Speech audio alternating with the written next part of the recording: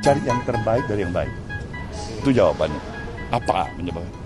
Kita masih punya banyak alternatif pilihan untuk mulai memikirkan dan melihat kalau mungkin melihat pencapresan duet capres dan cawapres daripada katakanlah di luar daripada Nasdem, partai-partai pengusung lainnya. Ada kesempatan bagi Nasdem sekarang, dia lihat dulu nih. Oh, ini Pak Ganjar siapa wakilnya? Oh, ini Pak Prabowo siapa wakilnya? Dia bisa lihat itu. Ya, ada kesempatan. Kenapa dia tidak memanfaatkan ini? Nasdem sudah terdepan. Nggak usah tertakut ya bahwa dia katakan dia tertinggal. Dia paling depan dia udah. Surya Paloh mulai nyerah. Ngarep Anies jangan turun ke posisi 4. Ganjar Pranowo, Prabowo Subianto, dan Anies Baswedan tingkat elektabilitasnya belum mencapai angka psikologis minimal di angka 65%. Itu artinya apa? Nama-nama ini tidak bisa mengunci kemenangan. Oleh karena itu, posisi cawapres menjadi kunci. Jika ingin maju di Pilpres 2024, jangan lupa pilihlah cawapres yang bisa memberikan insentif politik elektoral. Secara signifikan tentu saja harus bisa meningkatkan elektabilitas dan bisa menjamin kemenangan. Sejak mengusung Anies hingga sekarang, baru kali ini saya melihat Nasdem begitu terpuruk dan pesimis. Biasanya optimis dan yakin, tapi sekarang Nasdem kayak kehilangan semangat juang.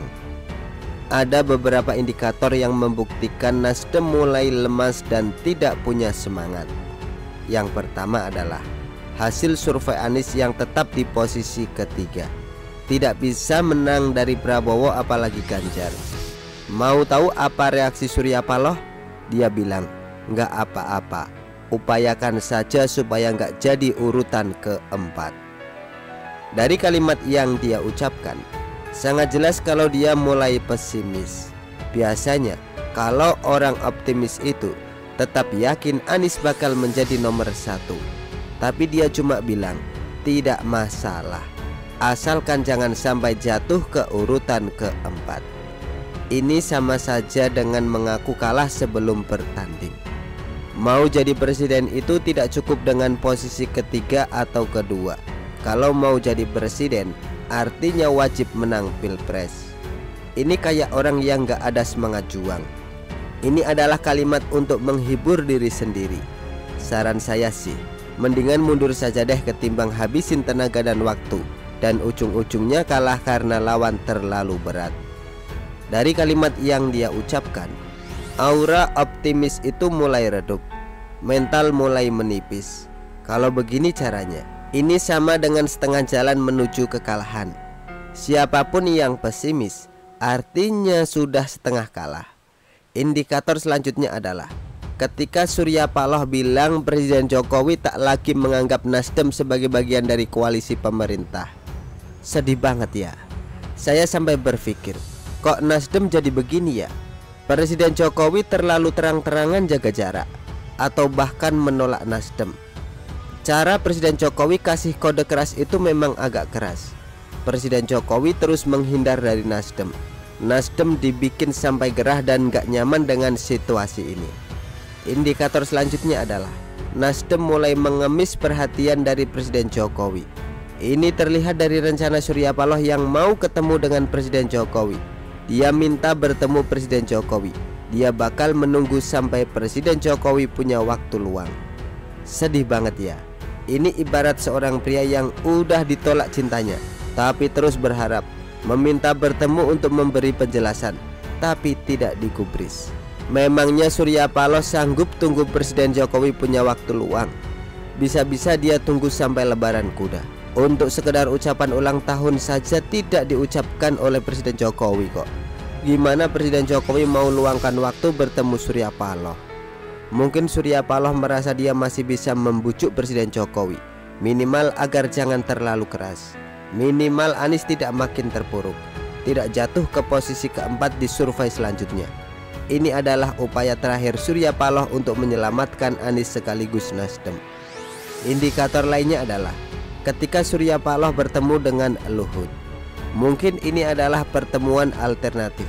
Kalau tidak bisa ketemu Presiden Jokowi, Luhut pun jadi. Luhut dan Presiden Jokowi termasuk punya hubungan sangat dekat. Mungkin Nasdem menyampaikan sesuatu ke Luhut agar disampaikan ke Presiden Jokowi. Salah satunya adalah Surya Paloh minta agar Presiden Jokowi tidak terlalu ikut campur dalam urusan politik jelang Pilpres 2024. Surya Paloh, JK, Anies dan Demokrat kompak dalam hal ini. Ini bisa bermakna satu hal penting, yaitu mereka sangat takut pengaruh Presiden Jokowi bikin nama mereka tenggelam. Baru kali ini ada partai politik yang sangat tidak berdaya di hadapan seorang presiden. Baru dicuekin gitu aja, langsung lemas dan sedih. Harusnya Nasdem jadikan ini sebagai cambuk untuk semakin giat berjuang dan memenangkan Anies. Ngemis perhatian dari Presiden Jokowi sama saja dengan menurunkan wibawa partai. Harusnya jual mahal sedikit lah. Kalau ditolak ya sudah, tetap santai dan peduli amat dengan Presiden Jokowi. Itu baru namanya ada pendirian kuat. Udah tahu Anies itu antitesis Presiden Jokowi, suka melawan dan kadang sengaja berseberangan dengan Presiden Jokowi.